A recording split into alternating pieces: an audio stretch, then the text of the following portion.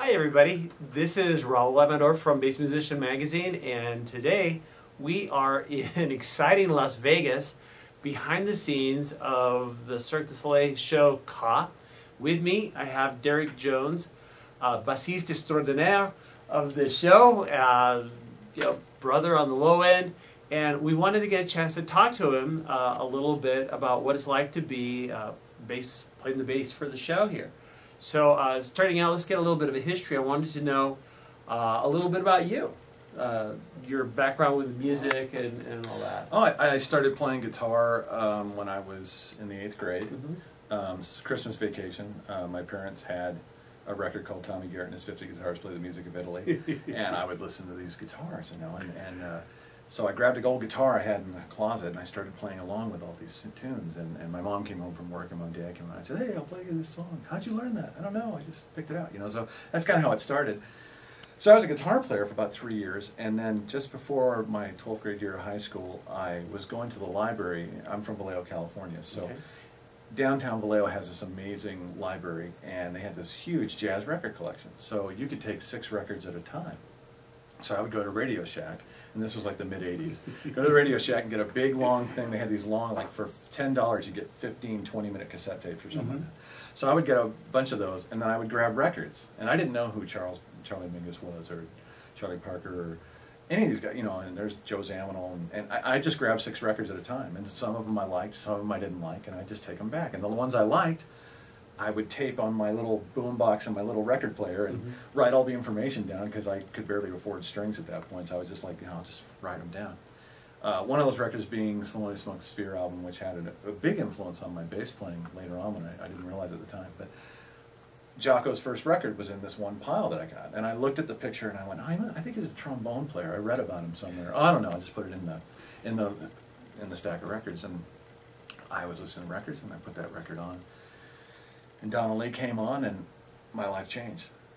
I just sat there, and then I listened to the whole record, and when it was done, I had tears down my face. And I caught my mom and dad, and I grabbed them. I said, listen to this record. And so they listened to the record, and I told my mom I need to borrow the car. I had a guitar on layaway at Best Music in Oakland, California. Alan Halsworth model Ibanez. And I went, Mom, I got to borrow the car. And my friend Robert Lee and I drove down, and I put a bass on layaway. And I spent 3 weeks saving the rest of the money. I got a P bass, Ibanez P bass. And that's how it started. And I just got really into Jocko. It was like everything, you know, and Geddy Lee and Mark King, you know, just different people, you know. And then I heard Anthony Jackson, then I heard Jimmy Johnson, and it was like, oh wow, you know, and it just blossomed from there. And then I got into the Latin scene, started playing Valeres Vilato. I got into his band. I just wanted to meet him because he was Cachala's timbali player, you know, and so I figured I'll go and try and meet him. And I ended up working with him for 3 years, and that was my beginning of my education. I went to Solana Community College after high school and studied with a guy named Delbert Bump, played in his bands. And I went to Sonoma State for 2 semesters, studied with Mel Graves on upright bass, because I knew I wanted to play upright. So I played electric bass for 4 years, and then brought in the upright and started getting really into that. And then, you know, college was very expensive, and I didn't have a lot of money, and I was eating macaroni and cheese, and living in the cheapest place I could find, and you know, really struggling, but I was working a lot. And so my folks kind of sat me down and said, they bought me a box of business cards, and I said, what's going on? I said, why don't you quit school and go out in the jam sessions and see if you can pursue do this. That. And if you can't, then you can go back to school and study something else.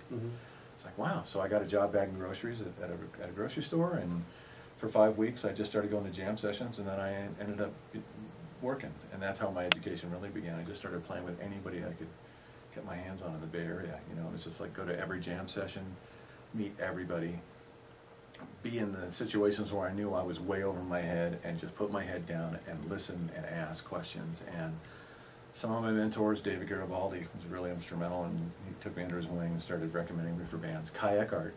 Yeah. Kai, I met him, so I was at a jam session, and some guy, a drummer, said, yeah, I played with Kai Eckhart last night. I was like, and I just heard live at the Royal Albert Hall, you know, and I was just like mesmerized by Kai, you know. And I said, really, do you have his number? I went, yeah. He lives in Berkeley. And I was like, what? So next morning I got really scared, but I was like, I gotta call him. So I called him, and he answered the phone. I said, well, you teach? He went, yeah. So I went over to his house, and ended up, we had a band, 2 basses and drums, and our first gig was at a homeless shelter, and we started doing homeless shelter gigs, and I just was around him all the time, and he's still one of my biggest influences, and I'm so thankful for him, you know, I'm the bass player I am today because of him, and Onestus, and Davey Arbaldi, Paul McCandless, Paul Hansen, the great bassoon player. Paul is one of my dearest friends, and I played with him and his bands for like 15 years, and you know, all these guys kicked my butt and taught me how to play, you know, and so, and then I continued, I moved to Nashville. Like I said, playing with Nickel Creek, I played with that band for a while. I played with Jeff Coffin. Victor Wooten was really him and my friend Rob Ikes were the 2 guys that said, you know, you should come to Nashville and check it out. And my wife said, let's check it out. So we went out there in Land of 99, and I met Jeff Coffin and played on a couple of his records and played in his band for a long time at Nickel Creek. And played with a lot of wonderful musicians there. It's just a great music town. It's a great scene, sure. Great scene. And I got hooked up in the acoustic music scene. So I went from Latin stuff and fusion and jazz and rock stuff to not even playing electric bass for 4 years. I just got into upright. It was like I was known as the upright guy and one of the upright guys, and I started working a lot on upright, so that kind of got into it. And then I got to meet Edgar Meyer and started, you know, hanging out with him a little bit, and he was really another instrumental guy for me, just to, you know, he's a wonderful man, and you know, of course, one of the greats that's ever lived. And absolutely. And so it was an honor to be with him, and I met him through Nickel Creek, and then I started working with Jerry Douglas's band. Played with Jerry for 2 years, and that was another just phenomenal musical experience, and just great. So, you know, but I'm constantly learning, I'm constantly listening, I'm constantly trying to find new music, you know, and so that's kind of how it started, and how I've been doing it to this day. You know, what's the great thing about music is you always wake up and there's something new to hear. You know, there's a new culture that you didn't know about in the music there. So it's fascinating. Very cool.